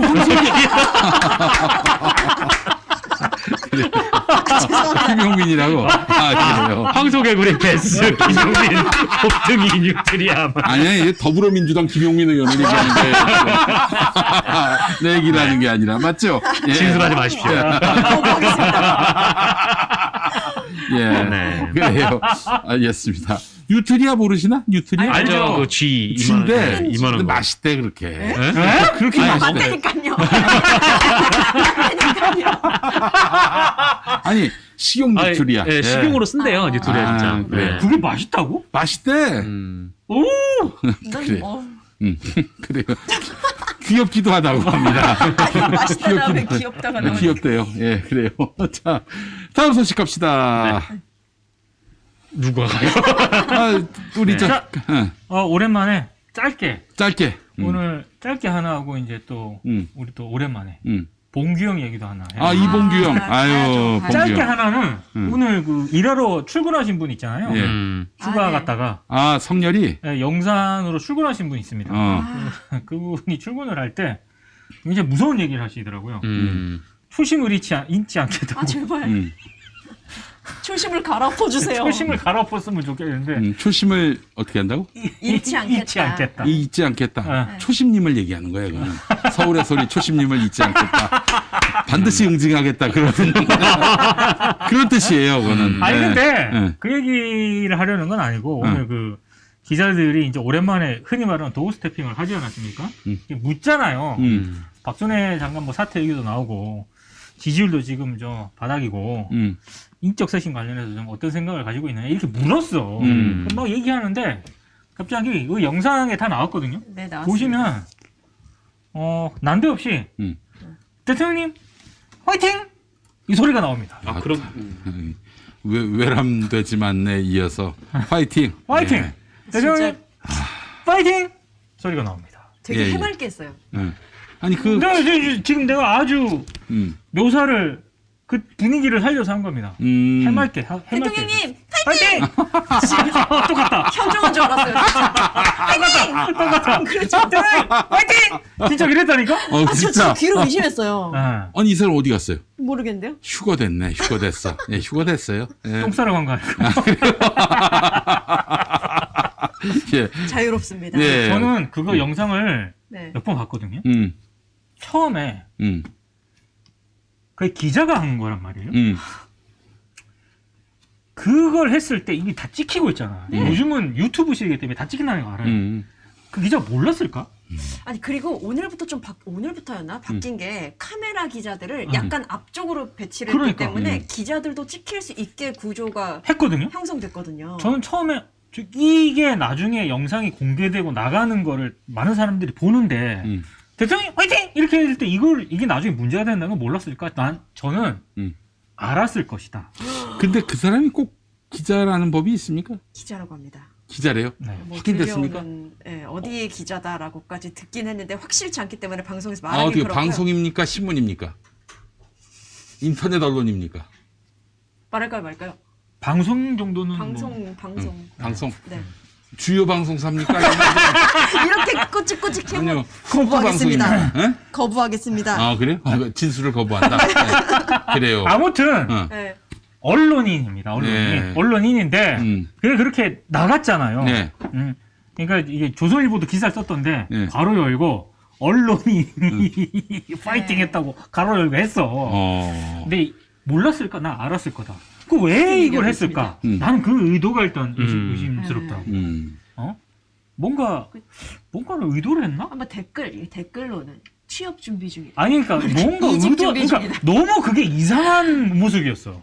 아 근데 저는 그 화이팅의 심경이 이해가 갑니다. 어떤? 네? 어떤? 너무 답답해서? 아니 답답한 게 아니라 응. 지금 윤석열 대통령이 아침에 입만 열면 PV가 그냥 쫙쫙 올라가는데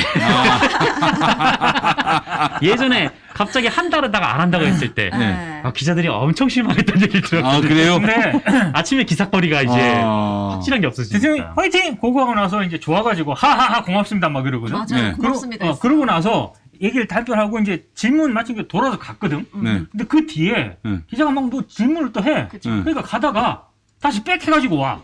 난 그걸 보면서 기분이 좋아. 화이팅 해가지고 기분이 좋구나. 근데 네. 질문이 내부 총질 그거 했을 때는 그냥 지나치다가 네. 칩4 이거 맞아, 칩4. 이거 할 때는 이야기를 해야겠다 싶었나 봐요. 음. 돌아서서 다시 돌아가지고 한번 또막 얘기하더라고. 예, 그러더라고요. 그러니까 그 풍경 자체가 대단히 좀 이상했다. 네. 아. 정말 꼴값을 떱니다. 뭔 세상에 그런 정말 아니 그런 민망한 짓을 어떻게 할 수가 있어요 기자가? 제가 인적 쇄신에 관련해서 이야기할 때거든요. 마무리 뭐 국민 관점에서 이제 올라가서 오늘 출근했으니까 올라가서 살펴보고 이렇게 뭐 생각해 봐야죠. 뭐 이런 식으로 얘기하자마자 끝나자마자 바로 그렇죠. 대통령님 파이팅. 인적 쇄신을 한다. 그 뭐 말에 파이팅. 기다렸다는 듯이. 네. 뭐 나로 쇄신을 하라는 건가? 뭐 홍보 쪽에 예. 나를. 네. 그 적대적인 게 아니라 아주 우호적으로 저도 그래서 파이팅. 이게 혹시 그냥 시쳇말로 매기로 그러는 건가? 아니야. 전혀 아니었고 김용민 이사장처럼 파이팅 이게 아니라 네. 대통령님 파이팅 요런 정말 톤이었다니까. 응원의 메시지를 보냈다고 하더라고요. 이게 사실은 이제 이 친구가 아마 그 분위기 파악을 다 한 것 같아요. 윤석열은 그렇게 해야 돼.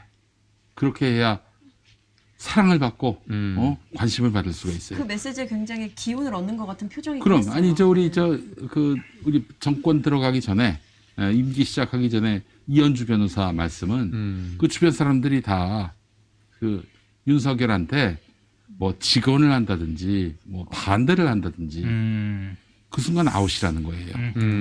아, 왜 이래? 난 정말 너무 사랑하는데 이래야만 들어준다는 거야. 왜 그래? 그렇지, 그렇지. 진짜. 어깨 발사. 그렇지. 이래야만 성렬이가 들어주는 척이라도 한다는 거야.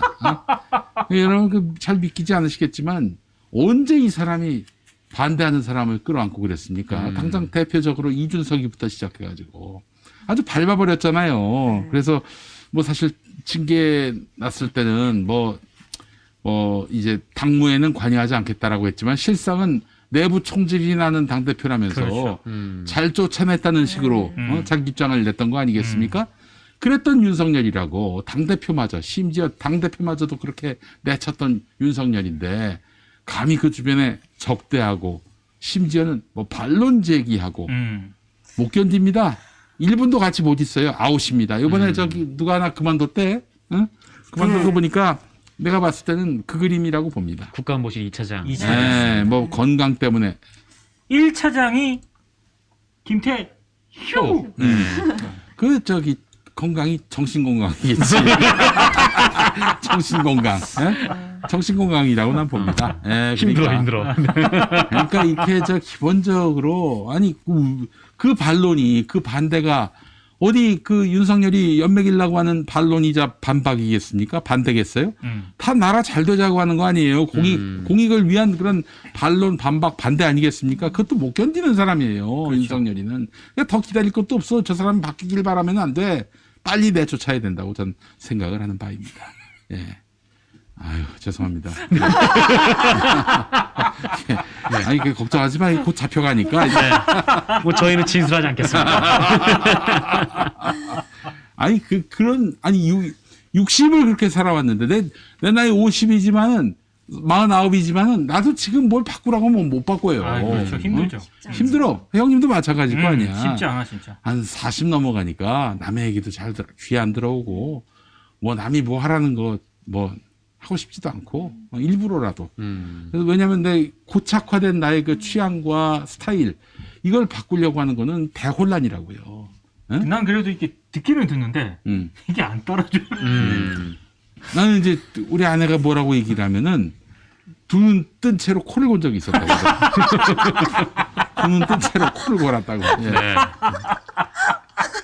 아, 정말 그런 적이 있었다고 합니다. 예. 그런데 지금 나이 60 쳐먹고 뭘 바꾸기는. 어? 그래도 와이프 말은 잘 듣는 거 같아요. 아니, 와이프 잘 말은, 듣는 게 아니고, 무서워하는 거야. 와이프 말은 들어야 한다라는 걸 못 바꿔요, 저 사람이. 예, 그래요. 네네. 예. 그렇죠, 그렇죠. 그런 겁니다. 예, 그래요. 아이고, 참, 재밌는 사람입니다. 재밌는 사람이에요. 간단하게, 음. 봉규 형 얘기를 좀 하면. 이봉규, 형. 이봉규. 이봉규 TV라고 있습니다. 음. 네, 유튜브 채널입니다. 음. 구독자 수가 많지 않아요, 엄청? 구독자 인기 되게 수가 많아요. 76만 명 정도. 와. 돼요. 김영민 TV가 몇만 명이죠? 제가 57만 명이죠. 아, 이거 좀 진짜 밀리네. 많다 그래도. 네. 네. 57만 5천. 네. 아니 근데 이봉규 TV 이렇게 얘기하면 사람들이 뭘 그거 뭐 이렇게 얘기하나 그러는데 그렇지 않습니다. 네. 실제로 윤석열 대통령이 어. 이봉규 TV를 좀 볼 가능성이 좀 많은 것 같아요. 왜냐하면 그 강승규 시민사회 수석 있지 않습니까? 네. 대통령실의 시민사회 수석이 이봉규 TV에 출연을 했거든요. 지난 5일입니다. 출연했어요. 네. 지난 5일에 출연을 했어요. 그래서 낸시 미 하원의장 뭐 외교 홀대 논란 이런 거 등등에 대해서 거기 나가가지고 해명을 맞아요. 했어. 대통령 시민사회 수석이 이봉규 TV에 나가가지고 해명을 했어요.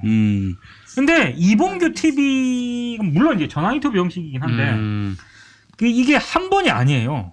그동안 한 번이 지난 아니군요. 2월에 두 차례 나간 적이 있고 강승규 수석. 강승규 지난달 20일에도 또 나갔어요. 그리고 이번에 또 나간 거야.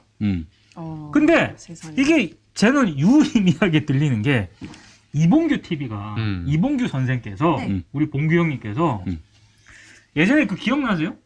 그 윤석열 대선 후보 시절 때 이렇게 누워가지고 옆에 고양이 있고 핸드폰으로 이렇게 보고 있는 거 있잖아. 네. 이게 이봉규 선생이 그 뭐 보고 있는 줄 아냐?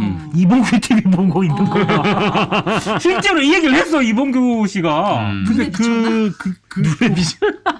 화면이 보여지진 않았잖아요. 보이진 않는데 이봉규 씨가 주장을 한 거예요. 예. 근데 나는 처음에는 뭐야 이 사람 되게 좀 웃긴다 이렇게 생각을 했는데 시민사회 수석이 된 뒤에도 두 번이나 나갔어요.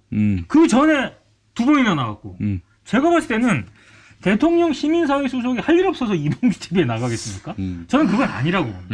그래서 이게 무슨 얘기냐고 한다면 지금 조선일보 출신이 대통령실 대변인으로 가 있고 조선일보 법조기자 출신이 대통령실로 들어가 있고 YTN 출신도 홍보수 기획으로 들어가 있지 않습니까? 그 저 누구야 이기정 이기정 그 사람이 CBS 기자 출신이야.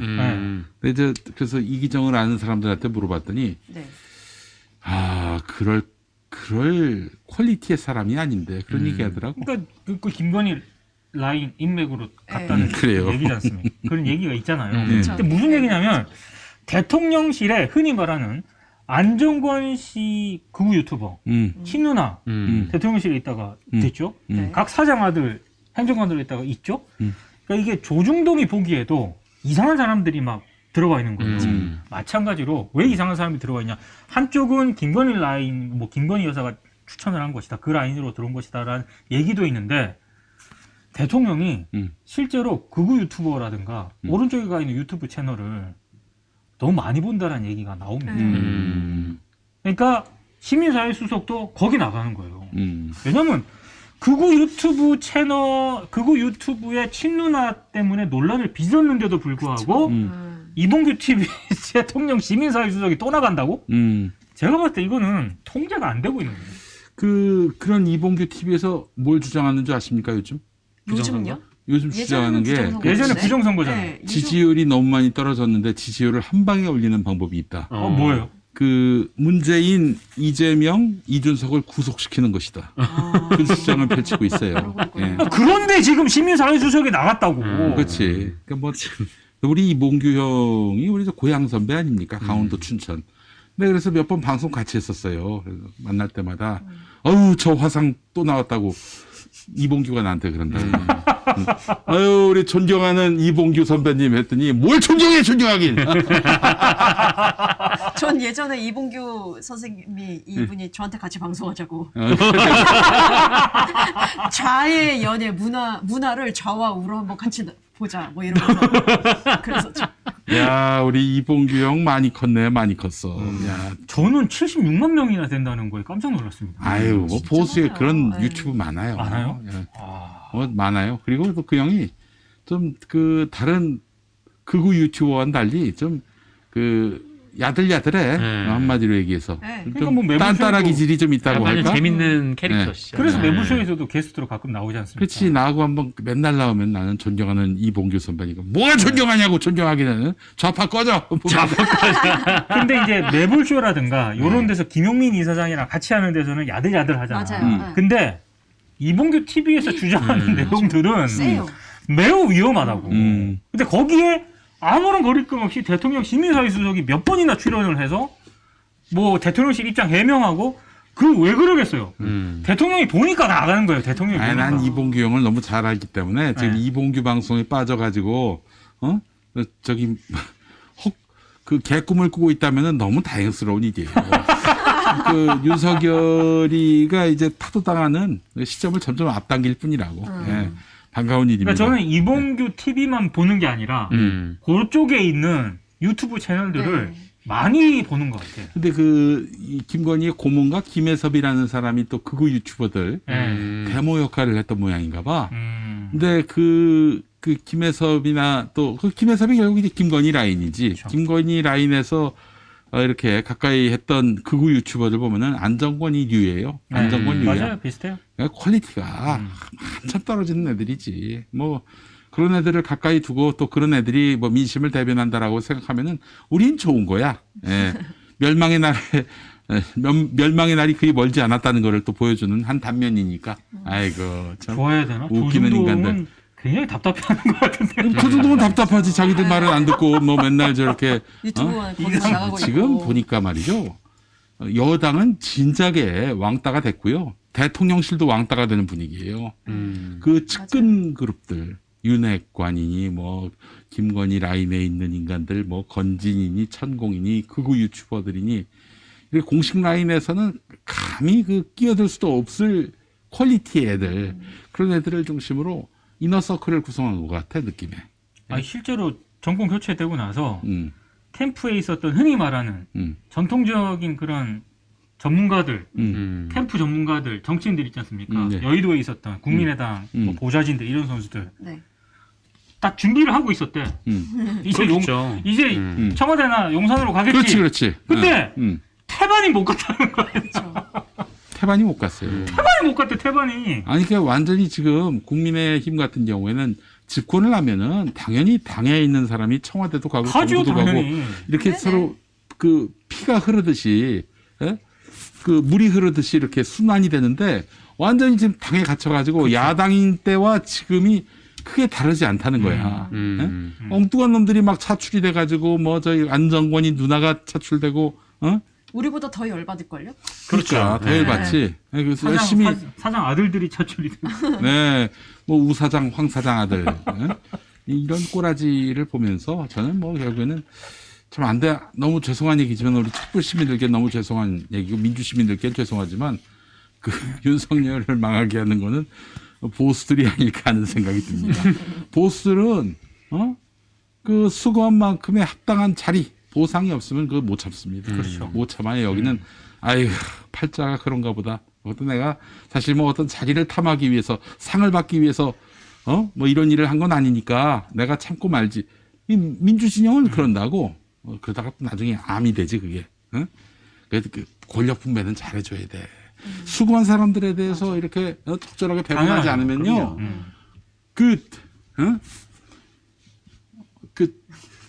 처음에는 이쪽 편인 것 같은데 나중엔 저쪽 편 가버린 사람들 있잖아. 빌런이 되는 거죠. 그렇지. 그 완전 빌런이 되는 거지. 네. 완전히 그 저기 토라져 가지고 뭐 이렇게 말하자면은 그 마음이 상해 가지고 가버린 그 사람들 있잖아요. 예. 특히 저 어르신들이 많아.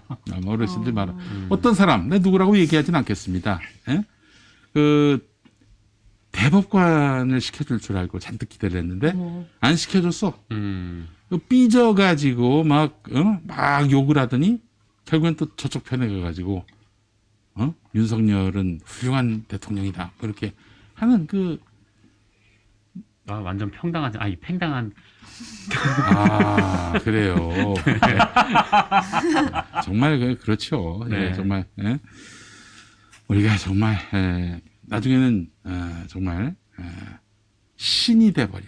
네. 신이 돼버린 분이라고. 신이 됐다고. 섭섭신이 된 섭섭신이 된 분이죠. 예.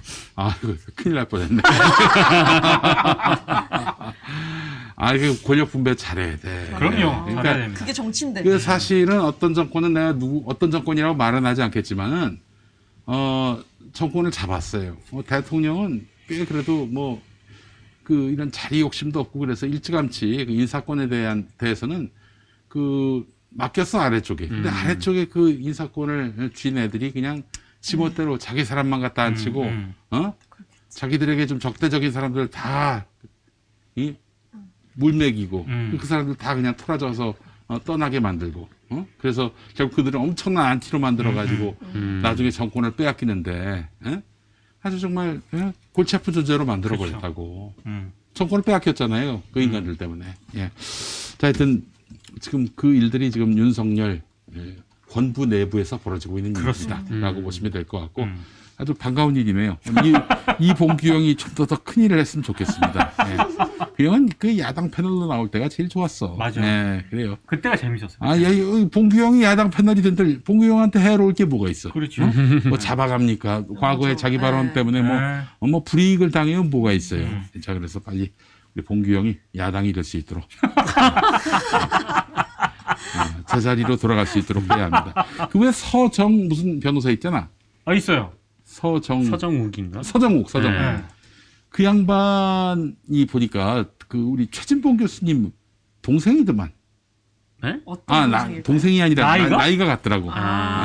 같아요? 오. 오. 굉장히 올드해 보이지. 그러니까 굉장히 많아 보이는데. 어떤 진봉이 형이 또 젊어 보이기도 해. 최진봉 교수가 정우가 이러고. 동생인가 보다. TBS에 4시 같이 출연했었거든. 나하고 최진봉하고 서정욱하고 이봉규. 근데 완전히 와, 아사리판 났겠는데. 이제 둘 갖고 놀렸지. 둘 갖고 그냥. 재밌었겠다. 재밌었고. 우리 진봉이 형은 논리를 담당했고. 예. TBS에서 방송을 그렇게 했습니다. TBS가 요즘 뭐 이제 출연자들 그 페이를 못 준다고 하대. 네, 많이 줄였어요. 그래서. 제가 알기로는 DJ만 남게 되는 상황이 될 수 있다. 그 주말 프로 있지 않습니까? 예. 주말에 뭐 몇 가지 이제 프로 편성해 놓은 게 있거든요. 네. 다 음악으로. 아웃됩니다. 네. 그래요. 이렇게 방송이 망가지게 만들었네요. 예.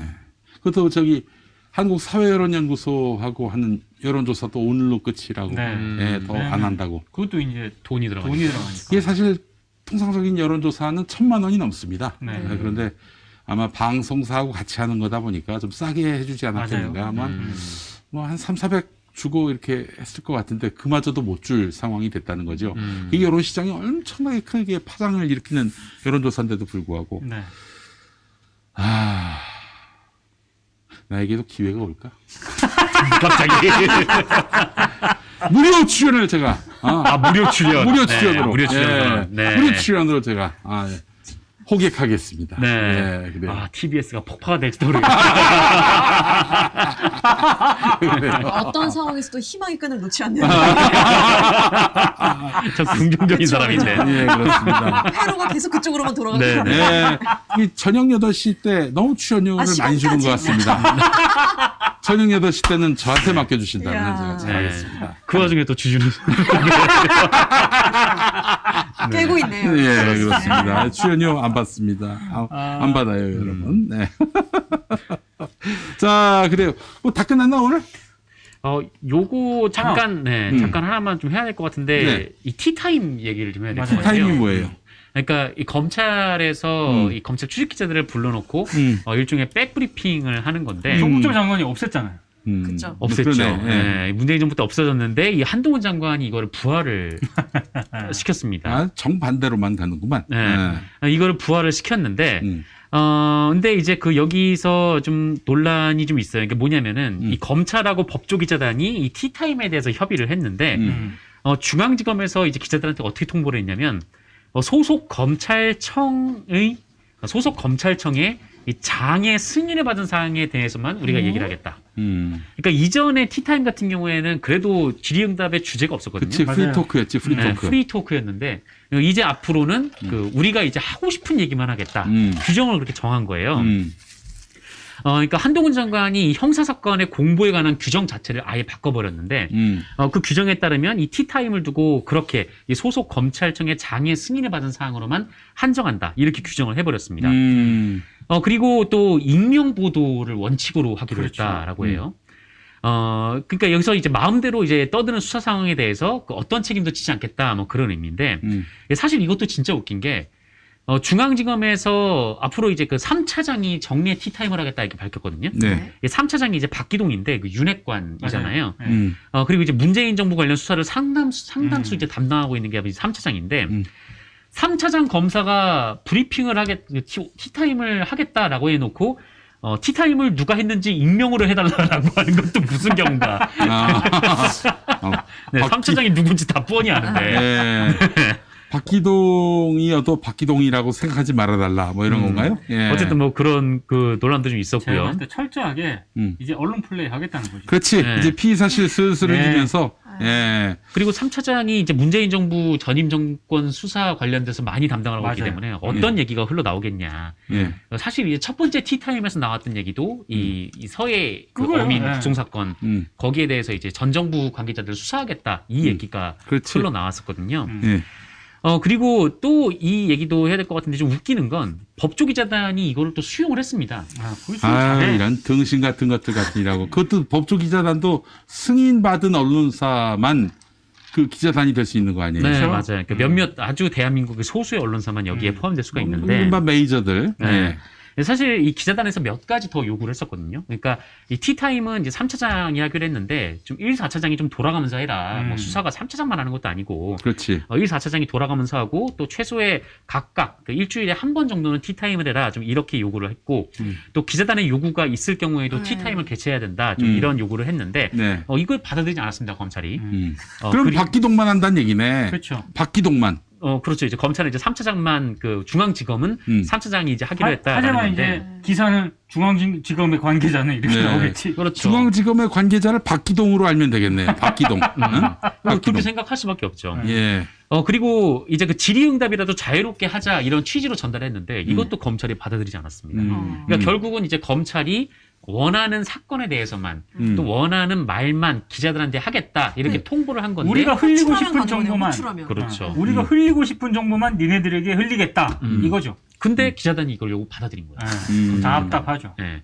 받아들이고 이 기자단에서 결정한 게 있는데 진짜 웃긴 게 뭐냐면 이거 그냥 수용한 걸 넘어서서 기자단끼리 정한 거는 앞으로 이 티타임 내용은 물론이고 이 티타임을 했는지 안 했는지 이 자체도 외부로 유출하지 않기로 자기들끼리 도원 결의를 그 마치 그러면 자기들이 취재해서 기사를 낸 것처럼 하겠다. 뭐 그런 셈인 거죠. 티타임에서 나온 정보인데, 티타임에서 나온 정보라고 한다면 이제 중앙지검 3차장 박기동이가 뭔가 의도를 갖고 이걸 기자들한테 흘린 것이 없어지게 되는 거 아니야. 그렇죠. 그러니까 그냥 마치 취재해가지고, 어떤 사건에 대해서 그 보도한 것인 양. 그러니까 마치 이것은 검찰의 뜻과는 무관한, 순수한 취재의 순수한 결과물인 팩트인 것마냥. 양 또 이렇게 티타임에서 나온 얘기를 또 어떤 매체가 먼저 썼을 때 또 아. 징계한다고 난리 1심, 2심, 부스터 3심을 했고. 거쳐서. 근데 이게 뭐냐는 거죠. 이게 법조기자단이. 네. 똑같은 새끼들이에요. 똑같은 새끼들. 아이고 웃기는 놈들 같으니라고 진짜 이것들이 기자라고 어디서 아이고 까불고 있습니다. 예. 그러니까 박기동으로 알면 되겠네. 박기동. 앞으로 그 3차장이 한다고 했으니까 네, 검찰 관계자 하면 이제 박기동이라고 생각을 박기동. 할 수밖에 없겠죠. 네. 박기동. 예. 그리고 아마 이제 3차장 검사가 하니까 앞으로 티타임은 이제 전임 정권에 대한 수사 그 내용만 거의 대부분 그게 나올 이제 것으로. 윤석열이가 오늘 나와서 뭐 심기일전하겠다 이딴 소리 한 거는 네. 지지율을 좀 멈춰보겠다. 하락세를 좀 멈춰보겠다. 그리고 다시 어떻게 국정 주도권을 회복해가지고 그때는 정치 보복을 제대로 해서 전국 주도권을 손에 쥐겠다. 뭐 이런 얘기입니다. 여러분 속지 마시고 뭐 안 바뀌어요. 못 바뀌고. 그러니까 이런 친구들은 빨리 좀 정리해가지고 다시 나라를 리세팅하는 것이 제일 지금 급선무가 아닌가 하는 생각이 들지만 이에 대해서 세 분은 아마도 진술 거부로 대응할 것이 확실해 보입니다. 네. 방송 마치시죠.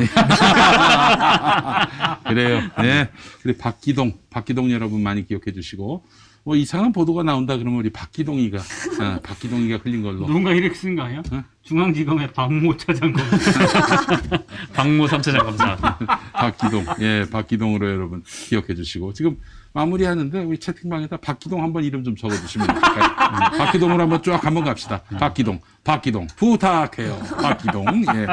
자, 그래요. 오늘 국물 없는 기자회 마무리하도록 하겠습니다. 우리 김묘성 장군님 수고하셨고 정상근 기자님 고생하셨고 민동기 기자님도 수고하셨고 저희는 다음 주 월요일에 다시 인사드리겠습니다. 고맙습니다. 고맙습니다. 고맙습니다.